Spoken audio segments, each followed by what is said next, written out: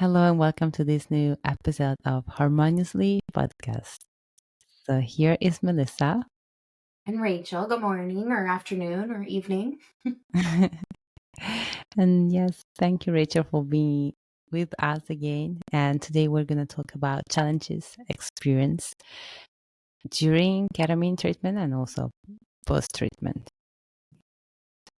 Definitely. I think, challenging experiences are, we're not short of them in this life. Like, challenging experiences can happen to us at any point in life, but especially with psychedelic type medicines, it can be such an altered state of challenging that it can be a more difficult thing to manage. So, Yeah. I Would you think like we to should, start first with our tune in and then we yeah, go into all these challenges? All yes. right. So as we just created this new ritual for our podcast, and so let's take just a moment to arrive into this space. We can close our eyes. Whoever's listening, you can close your eyes and just like tune in to yourself. Tune into this moment. Just allow yourself to connect with your breath and to be arriving to this moment and space.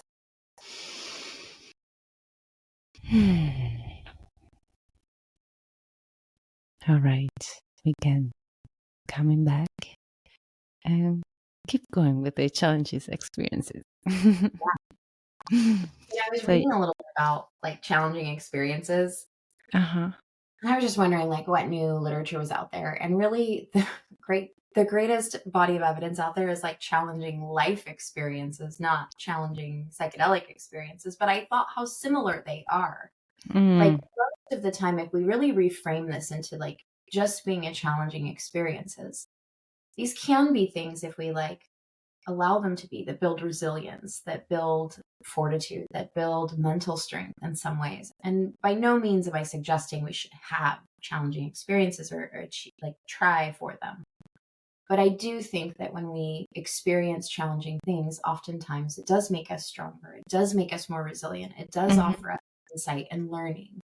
So I Yes. think it's about folding that into like challenging experiences are a part of life, right? Like they're not something to avoid or to um, have this kind of negative association with. Challenging experiences, I think I was thinking a little bit about the idea that suffering is inevitable. And I think we oftentimes try to avoid suffering in so many ways, but we need to be able to incorporate suffering because it's inevitable. We are going to have it.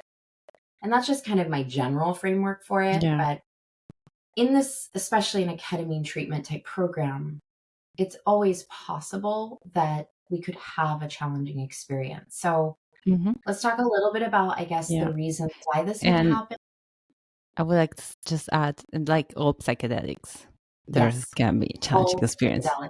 All And I psychedelics. do think like there is a statistical like analysis that they're more Oh, common with other types of psychedelics. okay. So they are less common with ketamine. So that Oh, is, okay. That's a and good I'm, news for yeah, all the people out there that want to try this different experience, the different state of consciousness, and they are a little scared. So ketamine is definitely yeah, a first step. That can also just be the only step, but definitely can be a great first step. yeah, yes. But they can still happen. And I think Mhm.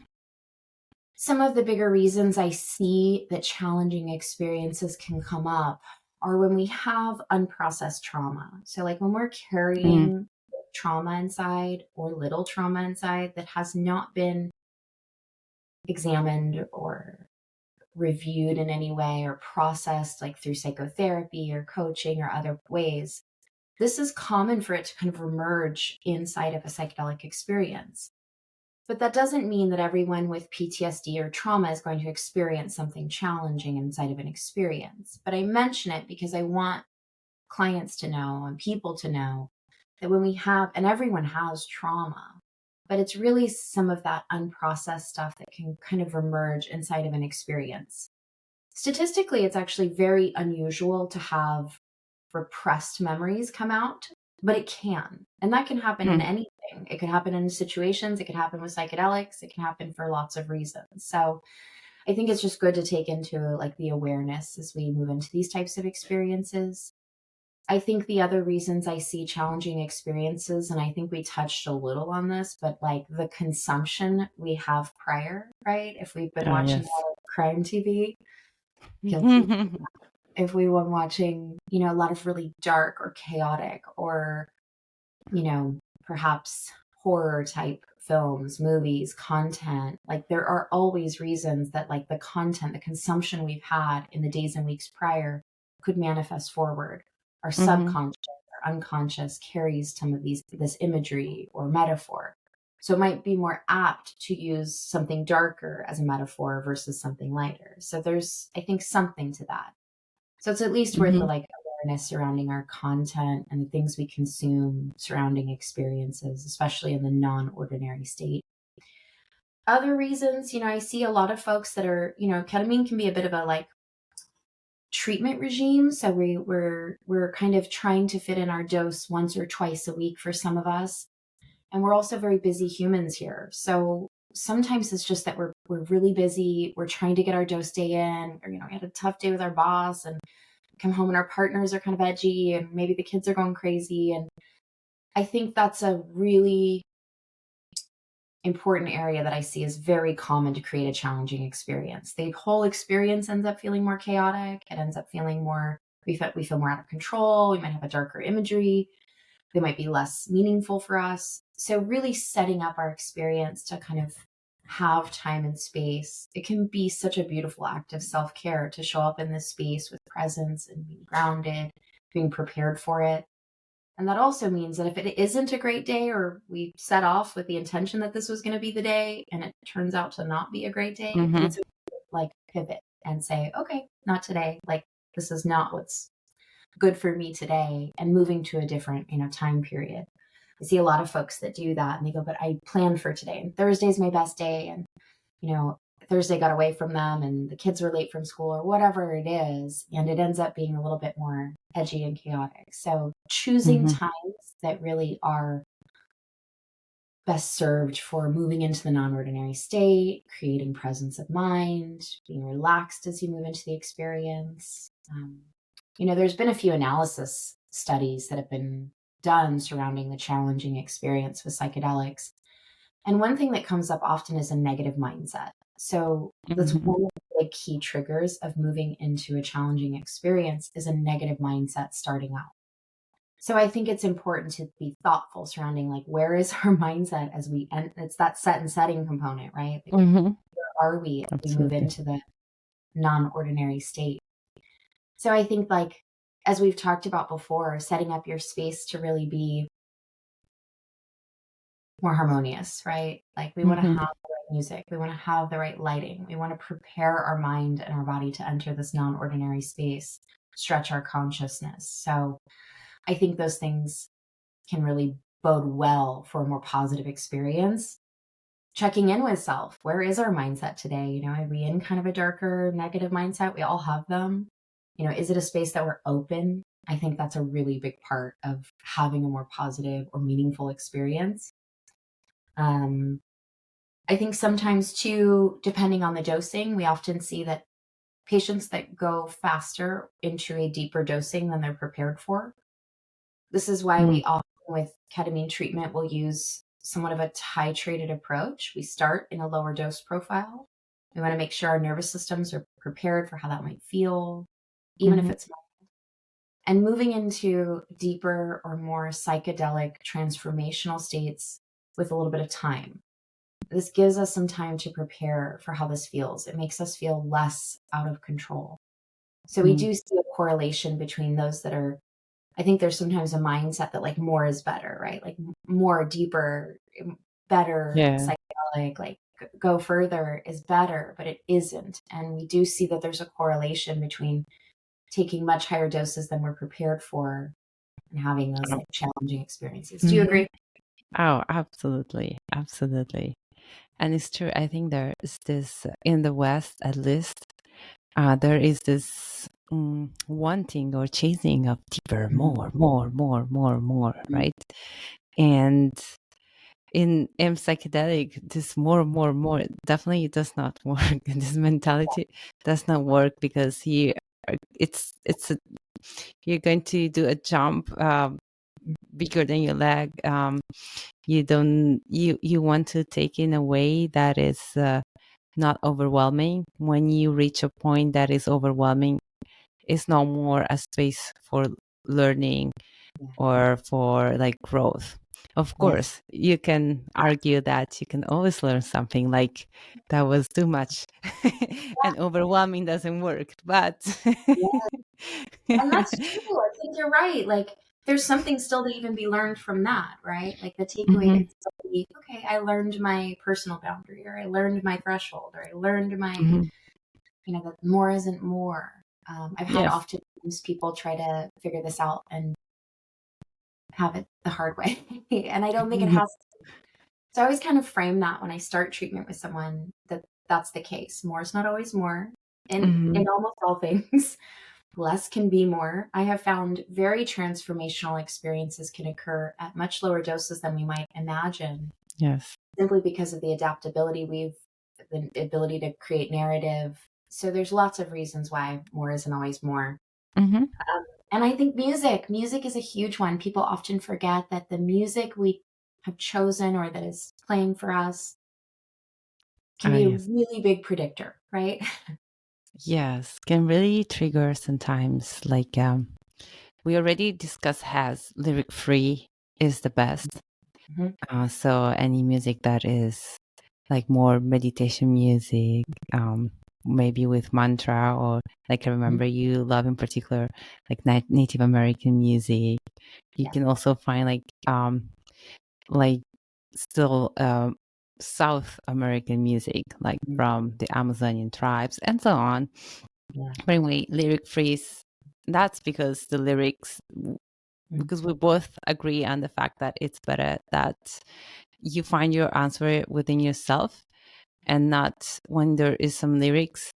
The lyrics almost, even though they're beautiful and there are so many beautiful songs, but they're still like they take away from you the ability to find the answers within. Yes. Um, and as we were saying about challenging experiences, sometimes the music, if it's not, if like it has like some maybe notes or like harmony that is a little bit on a darker side, I would say that, Mhm. or the all the minor keys, I think. Yes. Okay, the minor keys that can trigger some sadness, uh, Mhm. that can probably also trigger some challenges.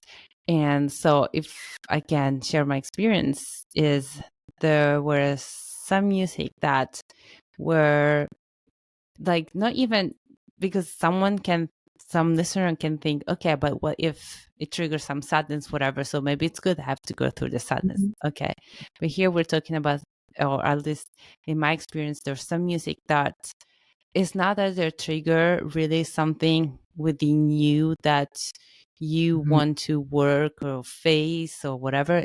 They may trigger like overwhelm the nervous system. Yes. So there is nothing there that is something that can benefit you because it's something that's been repressed that you can heal. No, it just like triggers the nervous system and makes your Mhm. body feel very uncomfortable, and your nervous system feel very uncomfortable. And Mhm. under those the states with psychedelic, you just everything is very enhanced, and so this uncomfort is very enhanced, and so you just feel very uncomfortable, not because there's anything really there for you to Yeah. process. It's just because it's overwhelming your nervous system, and that is, there's no use to do that, really. Yes. Yes. I think it's so right. Like, it punctuates this like negative kind of body sense, and that Hmm. ultimately overwhelms our nervous system. Exactly right. And it takes us into a negative space that's very difficult to kind of break free of in our non-ordinary consciousness. And you're right, there's usually, it's not because we're moving towards like working through the work, it's really just negative all around. And Hmm. music, I see time and time again, is a huge choreographer for this type Yeah. of experience, and it absolutely can sway. So things that I try to avoid, and there is some personal stuff here too, because brains are very associative. So our Mm-hmm. brains will look for tones and frequencies that elicit something. So if we grew up playing like symphony and chamber music or orchestra, that might be a very pleasant memory that might evoke beautiful things. It might also not be. So there are certain tones and frequencies that are very personalized and associative. There are also some that just fall on the spectrum of being a little bit darker, a little bit more evocative in kind of negative tones. And that can be beautiful outside of the non-ordinary state. But within the non-ordinary state, we have a lot of walls that have come down, a lot of amygdala suppression. We have a very different set of consciousness. So it's important to, and I think we've talked about this before, kind of review or listen to some of this music prior. I had an experience once where it was a beautiful playlist, but in the middle there were like birds of prey that started making noises, and it was Mm. very jarring to me. So it like shocked my system when I was in the middle of this beautiful, like light kind of ambient experience. It like shocked my nervous system into like a different state of almost panic, because I was like, what Mm-hmm. is happening? I couldn't make sense of it. So it is something that like, it's nice to review some of this music first, like make sure there's nothing that comes in or changes during this cadence that can really alter your experience. And there are so many beautifully cultivated playlists out there. Obviously, we've got some in our website. There's so many out there through Spotify and Apple Music and all kinds of other resources out there. But there are a lot of really well cultivated playlists. I think it's safe to choose things like solfeggio frequencies. They tend to be more uplifting, healing kind of vibrations. I think ambient and trance tends to Mm-hmm. play really well. It's a little more subdued. I think that oftentimes tribal music can play well, but some people do get a little provoked by percussion. So it's important. Mm-hmm. And sometimes that bassy kind of tone can really give us a body sense. So it's important to note that like prior. Do you have other favorites, Mel? Well, as I was saying, probably they can look for Amazonian tribes music. Yeah, That could that's be beautiful. really well, because these are music that has been recorded from the tribes, sometimes during ceremonies. So they already are medicine songs, but again, they're like, I mean, there's lyrics, but it's in a language that is not understandable. So Yeah, that's like a mantra. So that solves the lyric issue. yeah, And so they're really very uplifting and very spiritual. So I think that could be a good choice as well. yeah, definitely. And always kind of review, beforehand to make sure it's still a good fit for that day. And I'll be Mm-hmm. honest, it does feel a bit different in different days. So it's worth kind of having a few things that you're ready that you can choose from to mark certain days. Certain days we want to feel a more relaxed sensation. Certain days we want to feel a little bit more processing kind of depth. So it's important to kind of have some options available. I think that can be really helpful. And Mm-hmm. always like being aware of our mindset as we move into the non-ordinary state. I can't like underscore that enough. I think that our Mm-hmm. mindset is really the biggest part of that set that makes an impact in the experience. If we're going in a fight with our partner and, work's been challenging, we're almost ensuring that we're going to have a more challenging experience than if we were to wait and honor like our own life Mm-hmm. path. Like, okay, maybe in a few days it'll be a better opportunity. Because with ketamine treatment, there's no detriment to skipping a dose. Yes, ideally, we want to be building on some of the metabolites of this medicine to build on neuroplasticity, to build on some of the neuro resetting that we get. But that doesn't mean that we should be forcing anything. So we should always be honoring, like, hey, this week I was sick, or kids were sick, I was in a fight, like I had to pivot for a few days. I think that's the best kind of takeaway of that, is like, it's okay. There's no negative impact. It's only when we talk about really maximizing the benefits of this treatment that we're really kind of pressing that cadence. It doesn't Mm-hmm. mean it has to be perfectly regimented and Thursdays only, and, no matter what, I do my dose. Not at all. And I think that's a life lesson as well, right? Mm-hmm. There's a bigger message there, but Yeah, exactly. And also about the mindset. yeah, Okay. yeah, When you are in non-ordinary state, uh, you can also learn this lesson of, as you just said, the mindset. It's very hard. So ideally, especially if you're very new to this, you want to just postpone it, not doing, like, be aware, because otherwise when you go in, there is this big lesson. And let's say that the medicine gave me this lesson in multiple ceremonies, and how Yeah. deep you can almost play with your mind, and you can see if you can go negative, and you feel what you feel, and you feel overwhelmed, and then you shift it. So you learn how to consciously shift it to see, okay, so then if I go positive, this is how it happens. And that's a lesson of what happens normally. You're just not that aware because it's not, those senses are not that enhanced, but it happen all the time. But it's a very, very, very it's a very hard thing to do, to be in a non-ordinary state and then be able to play with that, to learn how to stay more on, or create an ambience in your mind that is more suitable to whatever you want. Yeah. And I would definitely invite anyone to do that in meditation, not in the non-ordinary state. Yes. In meditation, and observation, but meditation, maybe with a coach, and do Yeah. that Definitely. prior. Also, even though it's still a great suggestion to, if you know that you're not in a good mindset to go into doing your treatment and you want to postpone it, those are all great exercises and great preparation that you can do beforehand and with your coach, to be always aware of that, or where you're at. Yeah. And I think there is a very valuable place for coaches, Mm-hmm. therapists, all kinds of support, spiritual support, etc., whatever's working for you or whatever current relationship you're in, to kind of really talk about and explore these things, to start that preparation process long before, we're ready for medicine. This could be days or weeks of processing the right kind of mental space or the right kind of time of day or what have you. And I think that's another piece. Time of day can play a part. Sometimes we have bright, fresh energy in the daytime, but it can be a little bit darker in the evenings. Mm-hmm. So just kind of being thoughtful about all of those things that kind of fold into this prep for our non-ordinary state. But what happens when we do have a challenging experience and now we're on Yes. medicine and there's no going back? So once you're there, sometimes these things come up no matter what you've done, right? There could just be something that's coming up. Maybe our mind is using this metaphor to process something that is very crunchy for us, or a very difficult emotion we've been, I don't know, perhaps avoiding in the first place, Mm-hmm. or has been stuck.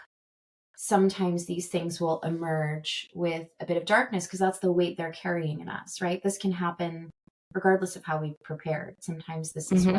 how it Oh, presents. yes. So we're in this and something overwhelming or anxiety provoking or challenging has emerged. Like, what now do we do with it? How are we managing this with not our traditional faculties, our abilities to reason? How are we now managing this space? And I think there's a lot of things that you can do. A lot of them happened prior to starting this, right? So, like, we've Mm-hmm. prepared well. We have a really lovely support human with us that knows how to offer comfort, is present for us. And I think that's the first thing, is definitely having had a conversation with your peer support. Sometimes this is our partner, sometimes this is a close friend, sometimes this is our therapist. So having someone that's aware of how to intervene for you. Some people, touch can be very startling, right? Mm-hmm. And not wanted. So those are conversations that are important to have prior to the experience. For me, I love when my partner's next to me, can put a hand on me. It feels so comforting, so soothing. It's reassuring to me. And it Mm-hmm. can kind of make the difference between something that's starting to feel anxious or scary and something that's starting to feel very comforting and I can embrace. So I think peer support is one part that can be really important here at offering some outside reassurance or comfort to allow us to kind of lean into this experience. And I think that's the second part, is leaning into it, right? In Mm-hmm. psychedelic, we have this old saying that, like, Yeah. resistance is where we get the anxiety. Like, the Mm-hmm. resistance expect, when we resist something that's coming forward, Mm-hmm. that's where we get upset. Leaning into anything that kind of comes forward is really typically our best advice. We want to Yes. embrace whatever it is that's coming forward, even if it feels scary, even if it feels dark, even if it feels overwhelming. We want to lean into it with a sense of perhaps empowerment, perhaps welcoming, perhaps availability. Like, I'm here to see whatever this is. I'm here to Mm-hmm. experience this. Do you agree, Mel? Do you feel like we have Yeah, to kind of embrace whatever it is that's emerging? absolutely. And I think here the key or the support will be the breath. Yes. So find when I feel when those challenges experience happen, when this whatever that comes in that feels darker or scary or and so on, one becomes like overwhelmed is that when we let's say identify too much with that, Mm-hmm. right? So we see that thing, we identify with that, whatever that is, and that and then it's hard to face that. It's hard to lean in and all that. But if we remember that we are more than that, in a sense, remember to go back to your breath, to go Mm-hmm. back to a center. Yeah. There is the self. Go back to a center that is a center of calmness and steadiness. Mm-hmm. Despite all of that, it's like I like the metaphor of the tornado, and you are Mm-hmm. in the eye inside. So the breath is coming back, being in the eye of tornado inside. Everything is calm. Yeah. Coming back to that and observe. So remember, and the breath is what helps us, and so we can lean to all these things and allow Mm-hmm. these things to come through us. At that point, Mm-hmm. as you said, the resistance is what make it more challenging and hard, because you Yeah. create a battle, and the resistance will make it last longer as well. Yes. Uh, and so, but I understand it's because when we see that, identifying with that, then it's really hard to also just lean and surrender. But if you Yeah. know that that is just something that is just a storm, and you are in your center, and the breath helps you be in the center, then you can surrender to what happens in the storm because you're safe. Yes. And I think that summarizes exactly the kind of like some of the most paramount mindset features. Like, I always remind folks to think about the experiences we're entering the non ordinary state, to say, I am safe and this is Mm-hmm. temporary. And I think that framework, that architecture we can give this moving into it, is something I find that people are able to kind of call forward again in the experience, that I am Mm-hmm. safe. And that might even be a visual practice that we practice prior, right? Like, for example, I always imagine folding myself back into my own light. There's a Mm-hmm. light energy that feels safe to me, that feels warm, Mm-hmm. that feels home, that feels grounded. And I think having some sort of imagery, or perhaps like you've mentioned, breath work, can be such an important part of getting us Mm-hmm. regrounded and centered back into self, so that there is a better aptitude to kind of embrace whatever it is surrounding us in this tornado, perhaps, right? This chaotic, Mm-hmm. whatever it might be. Um, and I think that this can take many forms too. I think we often miss some of the obvious too. Like, ego death is that state of like loss of identity, right? We've lost Mm-hmm. the architecture of what it means to have a sense of identity. Perhaps reality has started to melt away. So it's almost as if the construct of everything we have known in our traditional reality has somewhat melted away. So Mm-hmm. it can be the loss of time and space. It can be the loss of time, space, reality. Any kind of construct that we might have created in regular reality seems to have dissolved. That typically comes with the sense of loss of identity. I think ego death or ego obliteration is very difficult to describe unless you've had the experience. And then it gets really easy. It feels like nothing that existed before exists now. And it's very overwhelming. Do you agree? Have you had this experience, Mel? Or I'm sure you've had many participants who have had this experience. Yes, yes.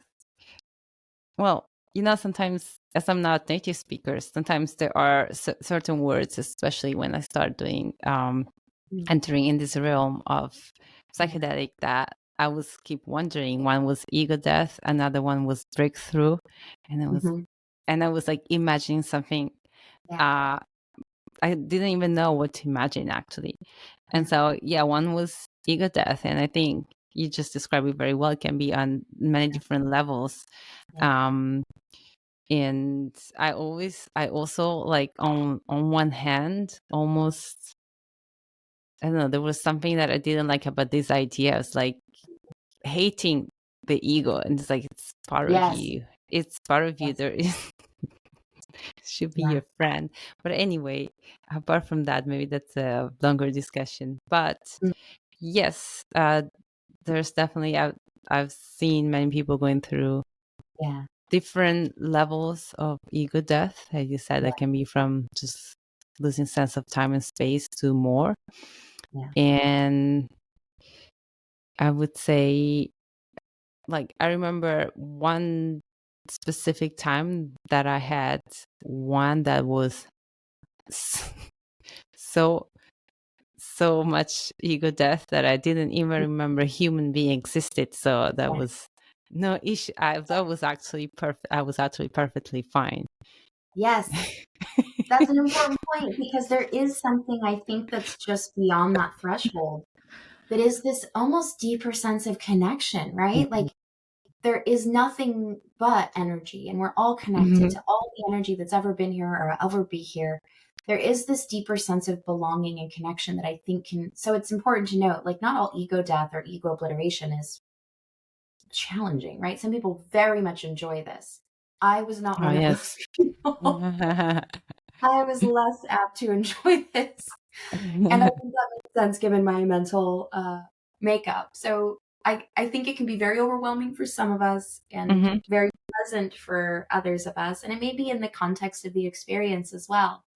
But that's not to say there isn't something just beyond that that can sometimes give us that sense of belonging or comfort or connection to something well beyond self, well beyond the definition of ego or identity, that is so much more inclusive and so much more, I think, connected. I think I often refer to, like, Carl Jung's work in, like, the collective unconscious, and it's almost as if all our collective unconsciousness are connected in that moment. And that can be a very beautiful experience and very transformational, right? That there's a different sense we come away with after that type of experience.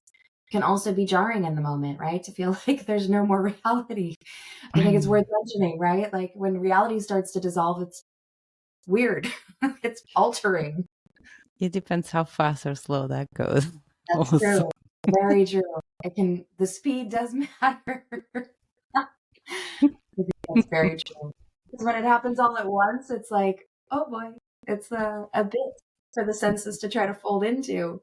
And I think ketamine tends to be a very rapid acting medication. So sometimes these experiences are an hour and a half, and it can come on very quickly that we're in this very deep, kind of profound state. So managing this can be something that's difficult. I remember, opening my eyes and getting regrounded in the architecture of, although it looked a little distorted, I could still tell, like, that is a door and this is a wall. So these types of things can also help us bring ourselves back to center.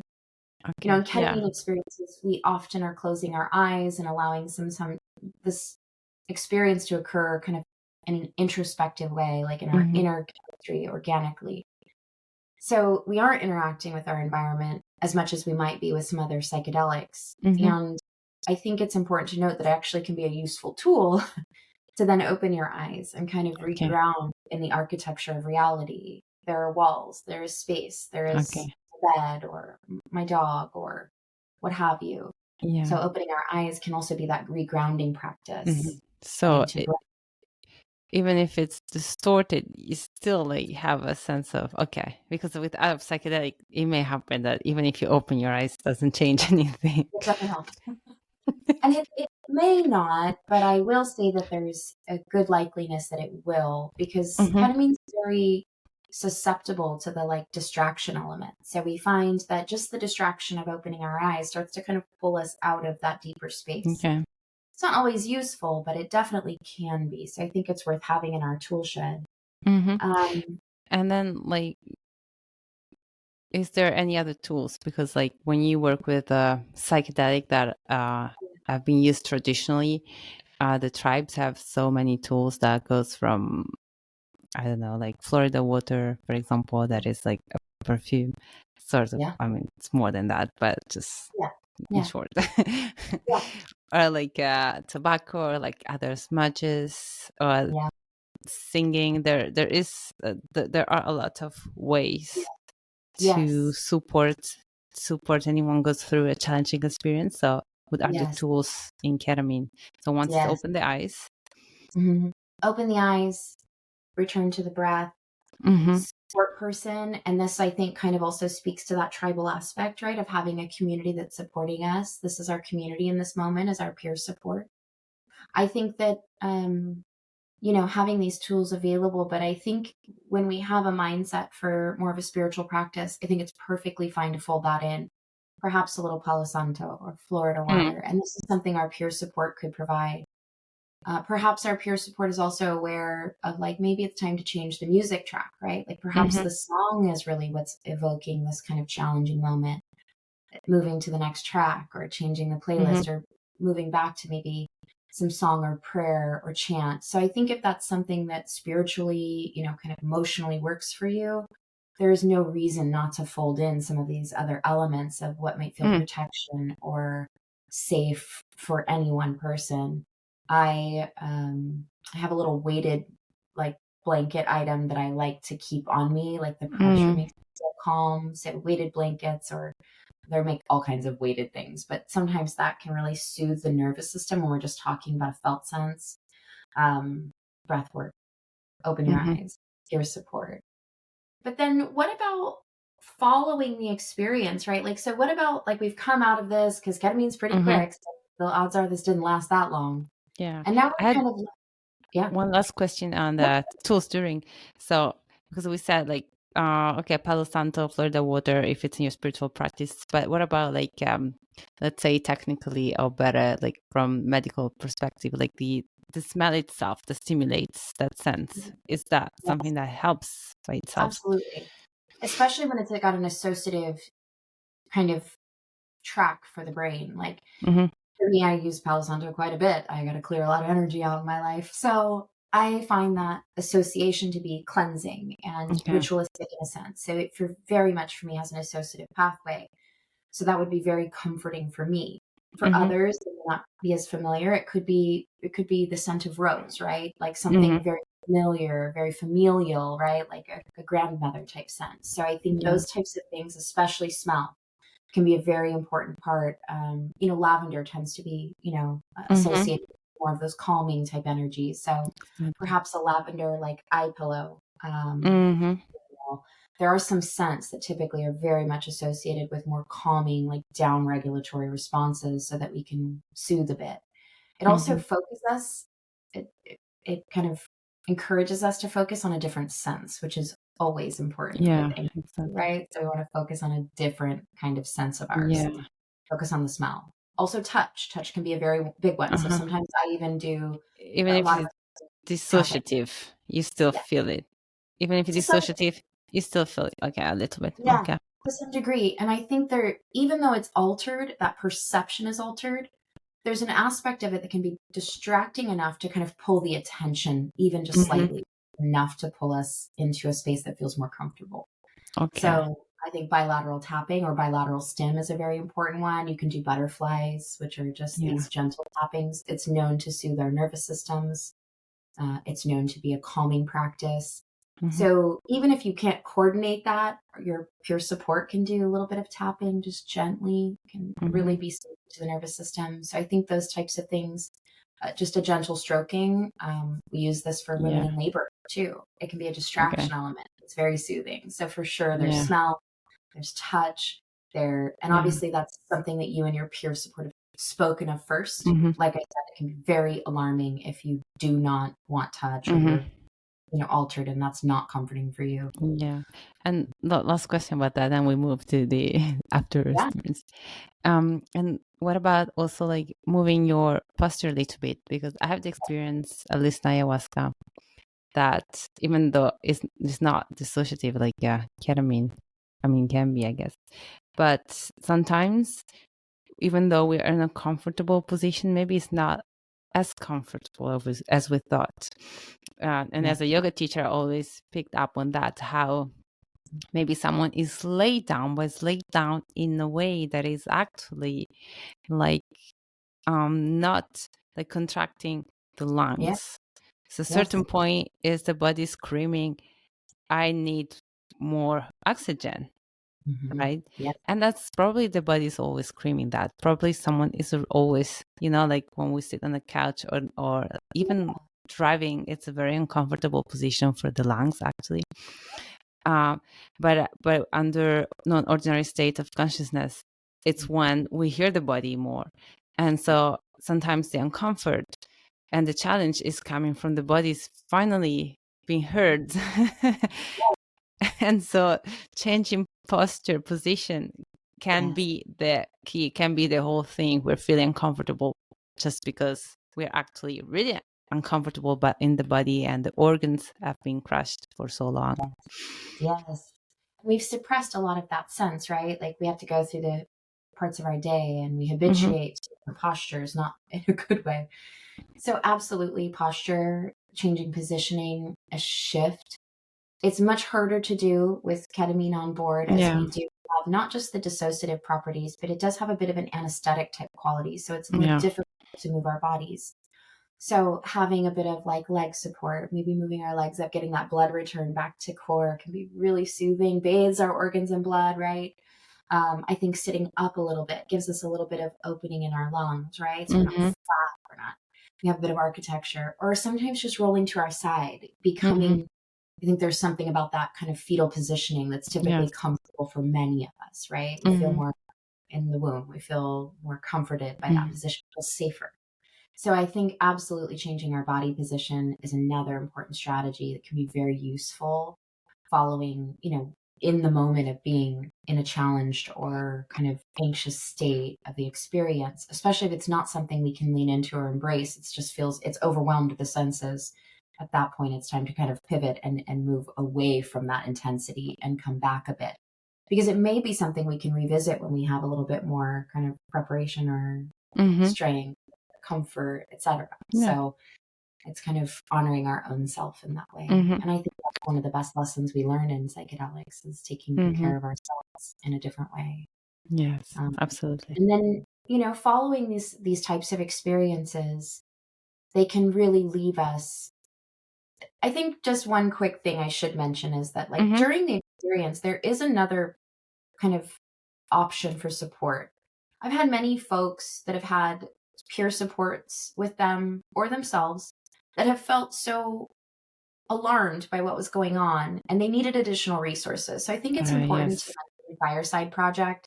They do a really amazing job at providing psychedelic support and emotional support during and after psychedelic experiences. So they have a number at 62 Fireside that anybody can call from 11 a.m. to 11 p.m. They operate primarily on the West Coast time zone, so the Pacific Standard Time. But they offer this service free of charge to anybody who's having a challenging experience to offer trained support like these types of interventions. So I've had actually some peer support folks call this line during and had it be incredibly helpful. I think what they're doing is absolutely amazing for the psychedelic community. Providing this type of experience or this type of support at this time can be vital. So if ever, clients are feeling beyond their ability to manage or to know what to do, peer support or the client is welcome to call 62 Fireside, or you can text it and get some additional support or guidelines. Yeah, that's a good point about the peer support. So, Yeah. so you mentioned you can call this line, and that's amazing. But when would that be? Because I can imagine some peer support may be more or less prone to be feeling overwhelmed by what the situation, right? Depending on their experience, their personality, and so on. So what would be some sign when would you suggest to Yeah. call? I think there's no wrong time to call. So if you're feeling, especially as the peer support person, overwhelmed with what you're witnessing, perhaps obviously, and this isn't to say that like if you feel like this is an emergency, you should call, Yes. 911, call, emergency services. But if you're just unsure and you're like, they're saying weird things, I'm feeling uncomfortable about how I can support them.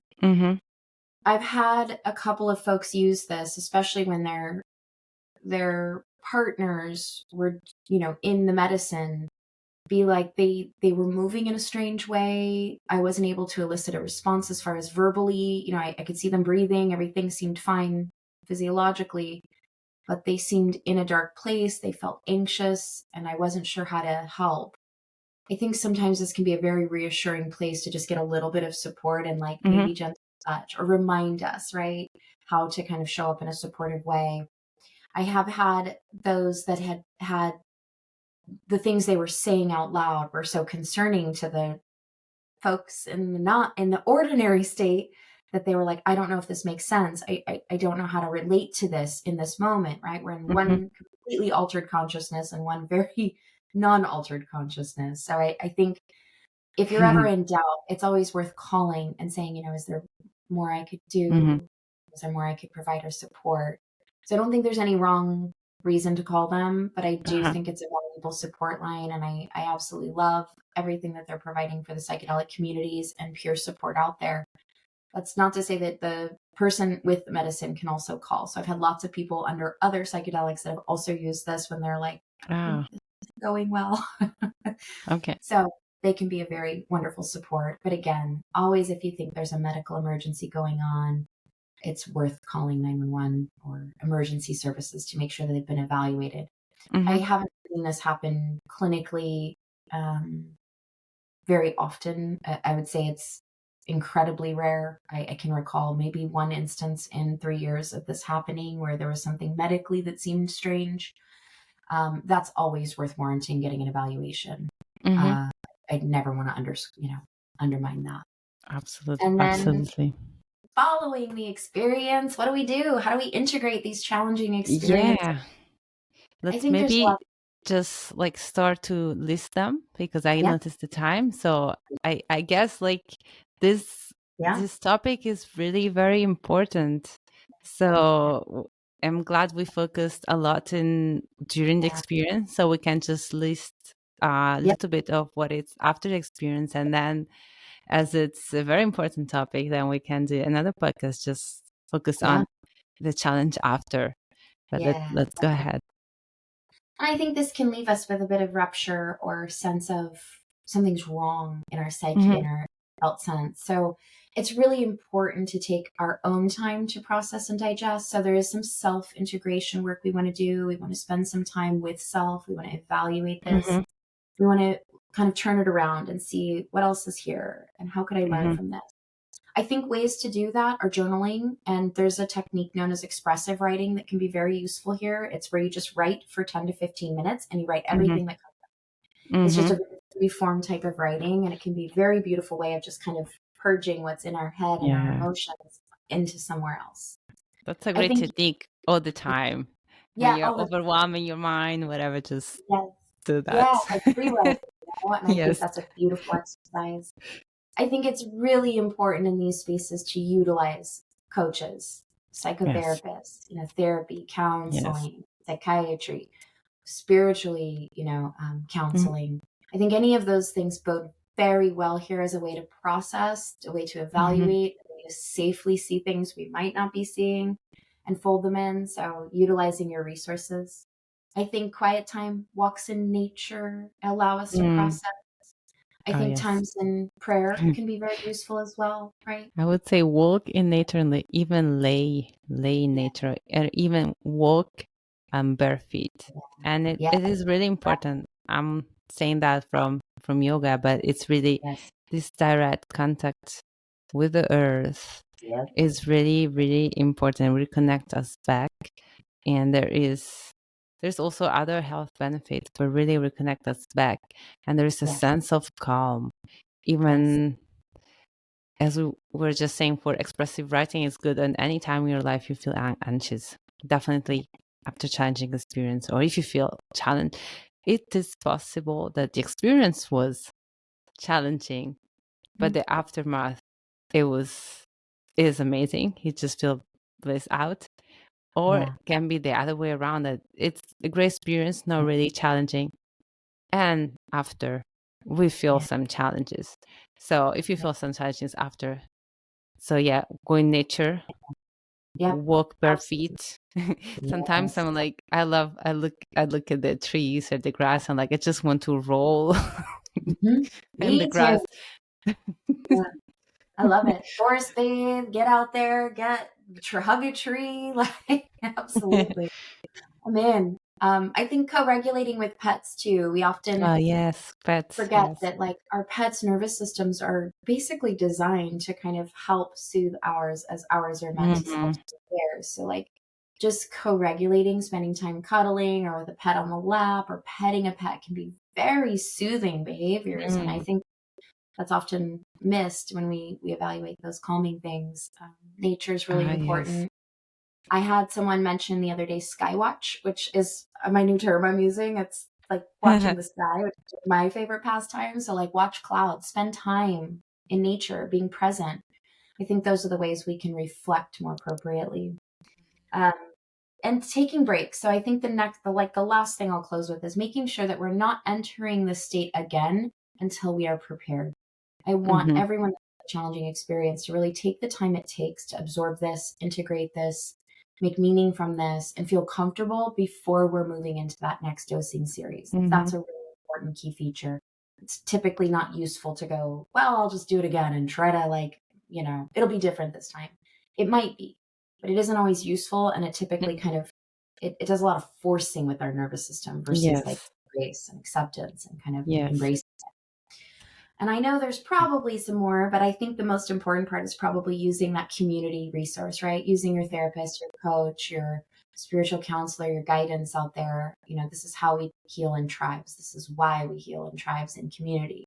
So using that as a really valuable resource, and then taking the time for self as well. So expressive writing, journaling, meditation, prayer, nature are all really valuable parts, just as they are for any type of experience, so that we can make meaning from these challenging places. We can fold them in to make us more resilient.